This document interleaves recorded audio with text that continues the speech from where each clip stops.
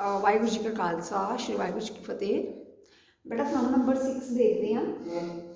तो सम नंबर 6 जो ध्यान रखना थोड़ा जहा, अ बॉक्स विदाउट लिड, एक बॉक्स है अपने को विदाउट लिड हैगा वा, ढक्कन नहीं हैगा उपर का, ठीक है। Is in the form of cuboid, cuboid की फॉर्म के इदा का बॉक्स है, ठीक है। उपर से ढक्कन नहीं हैगा, ठीक है। बॉक्स बनया हुआ वा, ठीक है। ये बॉक्स ने ना, ये बॉक्स बनावे अपने को, जो तुम ये लै लो, ये लै लो बॉक्स अपने को एक, ये उपर ढक्कन नहीं हैगा बॉक्स के उपर। तो वो कहता पाया वा कि it's dimensions are in this, they are this dimensions है। Find the cost of painting it the outer surface if the rate of painting is this per square metre. देखो डिमेंशनस देते हुए आ, उन्हें आखा सिर्फ आउटर सरफेस, लिड लिड ढक्कन तो हैगा नहीं वह, जो ढक्कन नहीं हैगा तो फिर आप बाकी उपर वाले ढक्कन तो हैगा नहीं बॉक्स का, आप बाकी सारे का एरिया फाइंड करांगे ना, बाकी जो शो ही होएगा। तो बाकी देखो बेटा एरिया की होएगा, पहला तो हो गया लेटरल सरफेस एरिया हो गया, थले नीचे वाला बेस भी होएगा। नीचे वाले बेस का फार्मूला की है, लेंथ मल्टीप्लाई ब्रैथ, तो लेटरल सरफेस का की है 2 multiply length plus breadth plus height. देखो अपने को फार्मूला की बनेगा, सो एरिया की आएगा अपने area of outer surface area of किहदा बड़ा outer surface of area of cuboid की होएगा, आउटर सरफेस एरिया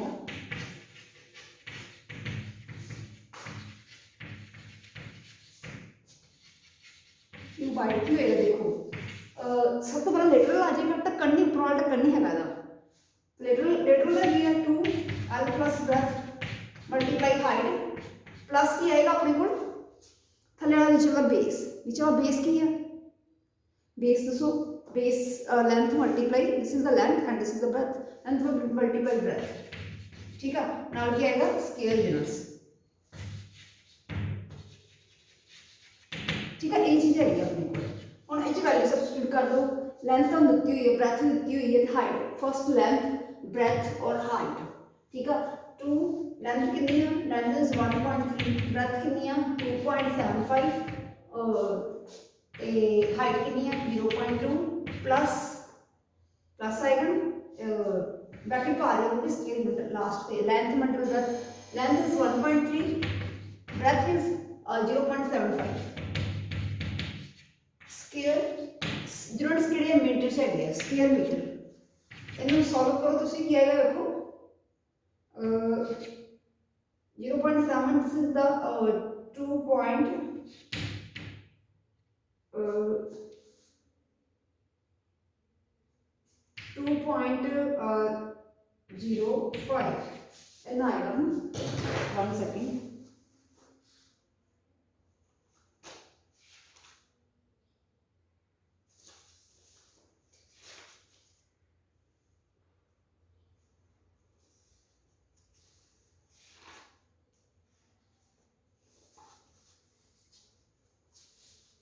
हाँ जी बेटा की आएगा 0.25 मल्टीप्लाई 0.2 ये आ जाएगा है ना, प्लस इन दोनों की मल्टीप्लाई करो, इन दोनों की मल्टीप्लाई की आएगी, इन दोनों की मल्टीप्लाई आ रही है अपने को, दैट इज द मल्टीप्लाई जो हम की नहीं है,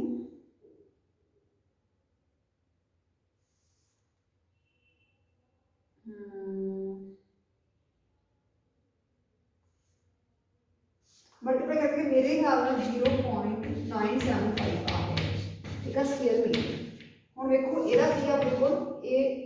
2 नाल मल्टीप्लाई हो रहा ना, मल्टीप्लाई दिस ये सारा मल्टीप्लाई करके अपने को आएगा 0.82, 0.82, ठीक है, प्लस 0.975 स्केयर मीटर। तो जो प्लस करांगे आप जो प्लस करांगे, सो बेटा उन्होंने फाइंड नहीं किया होया, प्लस करके प्लस भी कर लो, प्लस करके देखो की आ रहा है 0.975 0.82 59, हाँ जी इतना आ रहा है समथिंग है ना, 1.795 स्क्वायर मीटर, ठीक है। हम देखो अगे की बोल रहा वा, वो बोल रहा है कि if the rate of painting कि वो बॉक्स में आप पेंट कर रहे हैं इसका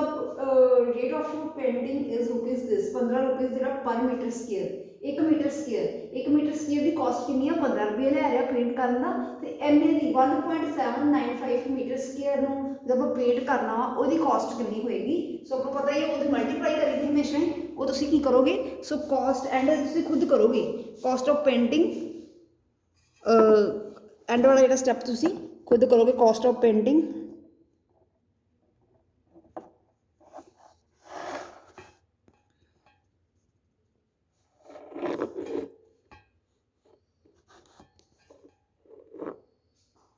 हाँ जी मैं लिख दी हाँ तो कॉस्ट ऑफ पेंटिंग की फाइंड कर लो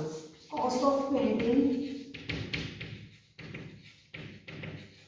एक दी होनी है तो इन्होंने कितने होगी cost of painting 1.79 metre square box जी कितनी होएगी अपने को यदि मल्टीप्लाई कितना करनी आप यदि मल्टीप्लाई करनी को 15 नाल ठीक है तो इसका आंसर आ जाएगा ठीक है तुम you can find the answer साडा आंसर आ जाएगा सो तुम अपने जो सम सॉल्व कर सकते हो ये मैं पिक तुहानूं सेंड कर दांगी so I will send the pic हाँ जी सो बेटा let us C some number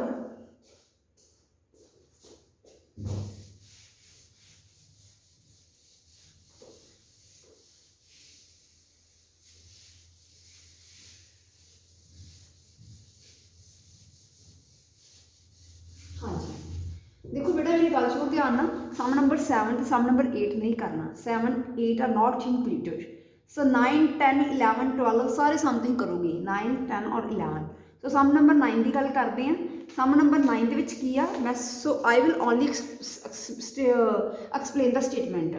3 cubes cuboids each of dimension this 3 cube आ क्यूबाइड आ उन्हें डिमेंशन दिते हुए आर प्लेस टूगैदर एक लागे लागे रखे हुए आ तो find the volume and total surface area of cuboid so formed तो उन्होंने आख्या कि वॉल्यूम तो सरफेस एरिया फाइंड करो टोटल सरफेस एरिया देखो वॉल्यूम कितना फाइंड करा एक का फाइंड कर लो 3 क्यूब आना एक का फाइंड करके उन्होंने 3 मल्टीप्लाई कर दो तो वॉल्यूम आ जाएगा volume length multiply breadth multiply height तो टोटल सरफेस एरिया फाइंड की करना वा पहला एक का फाइंड कर लो एक का जो तुम टोटल सरफेस एरिया फाइंड कर लोगे उन्होंने 3 मल्टीप्लाई करोगे 3 क्यूब्स का टोटल सरफेस एरिया तुहाडे कोल आ जाएगा सो सम नंबर 9 की खुद करोगे सम नंबर 10 मैं करवा रही हूँ तो find dimensions of the box if some number 10 मैं खुद करवा तुहानूं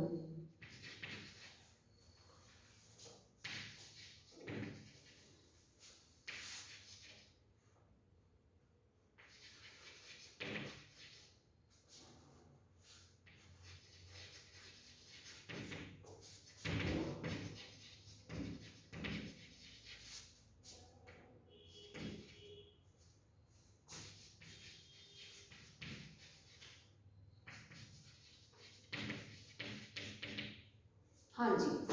देखो इस dimensions of rectangular box are in the ratio this ये रेशियो दी हुई है आप कर लेंगे लेट कर लेंगे let l is equal to 4x breadth is equal to 3x ते height is equal to 2x let कर लिया आप उन्हें dimensions of the box if this metre of metal sheet is required to prepare that box आपने दसा कि इन्नी metre square जी मैटल शीट आपको चाहिए आ उन्होंने कवर करने वास्ते ठीक है metal sheet required to prepare that box और बॉक्स को प्रिपेयर करने वास्ते इन्नी sheet it means this what will be this एदा की होएगा एदा दिस इज द एरिया ये की होएगा एदा ओदा एरिया होएगा बॉक्स क्योंकि पूरा बॉक्स प्रिपेयर करना है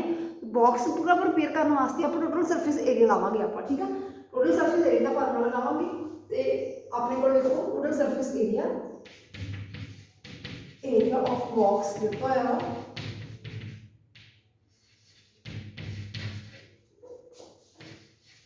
square metre total surface area का फार्मूला की है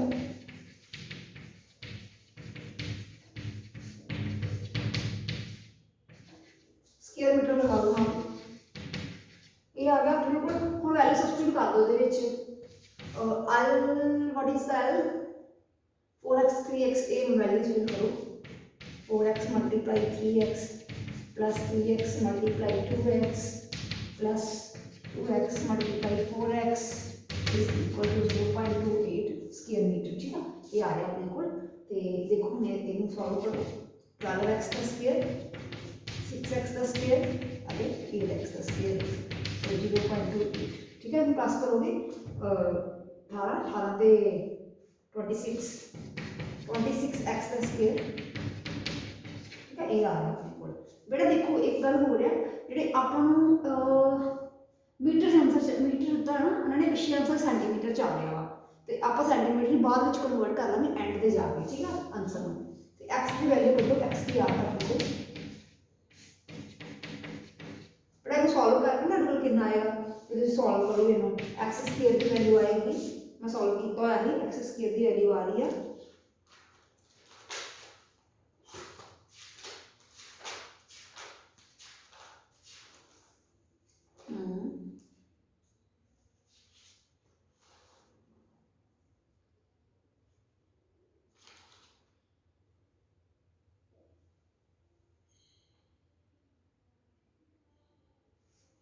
सॉल्व किया ही ये वैल्यू आ रही है 0.04 आ रही है वैल्यू ठीक है। तो आपको पता कि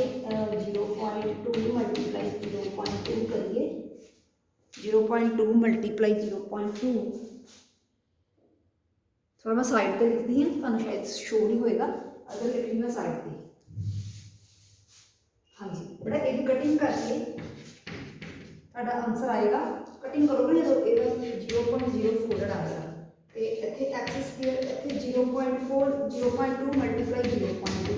ना आप इदा लिख सकते हैं ना। सो ये मेन 0.2 का क्या आ गया स्क्वेयर आ गया तो एक्स इज इक्वल टू 0.2 आ गया एक्स। तो हुण तुसीं की करना है ये देखो काहदे विच होएगा ये अपने कोल ये मीटर है ना साइड पे स्क्वेयर मीटर आ रहा है स्क्वेयर मीटर इट मीनस ये अपने को आंसर की होएगा ए मीटर च होएगा 4x ठीक है। एल कढ़ लो 3x बी कढ़ लो मेरी पिक लै रही है तुसीं जिहड़ा सॉल्व कर सको अपनी कॉपी ते।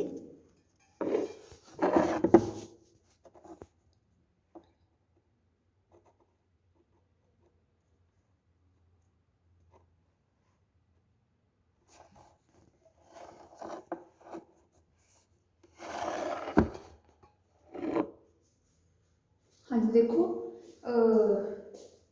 मैं रेस कर रही हूँ अन्य करूँ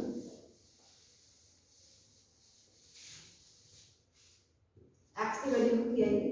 एक्स ले लिया अपन मीटर है ना मीटर ये मीटर देता है अपने मीटर चाहिए। So x 0.2 metre l is equal to 0.8 metre but answer भी आ रहा है पिछले सेंटीमीटर च आ रहा सेंटीमीटर च भी आएगा देखो 1 मीटर से 100 सेंटीमीटर होंगे तो एल कितना आ गया अपने को एक पॉइंट शिफ्ट हो जाएगा 100 में जो मल्टीप्लाई करेंगे अपन 100 ना मल्टीप्लाई करेंगे जो कैंसल हो गया L is equal to 80 centimetre. Similarly तुम बी ते एच फाइंड कर देना वा सो सिमिलरली तुम बी ते एच फाइंड करो ठीक है। मैं लिख रही अगे बी बी फाइंड करो खुद फाइंड करो बी एच भी तुम खुद फाइंड करो you have to find the value of H ठीक है। ये तुम खुद फाइंड करोगे तो मैं यदि भी पिक लै रही हूँ तुहानूं सेंड कर दांगी।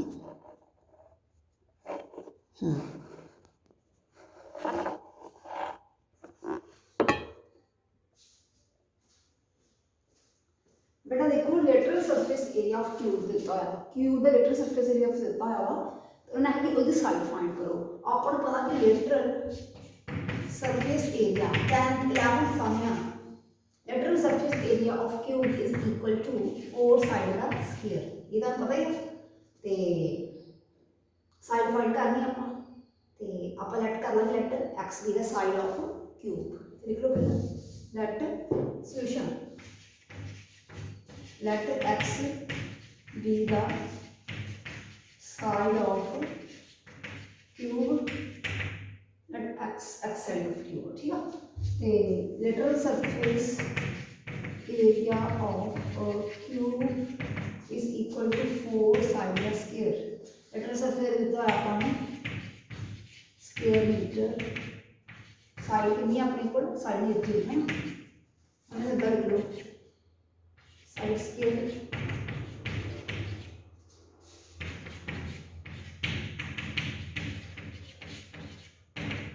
1 आएगा कटिंग करके 2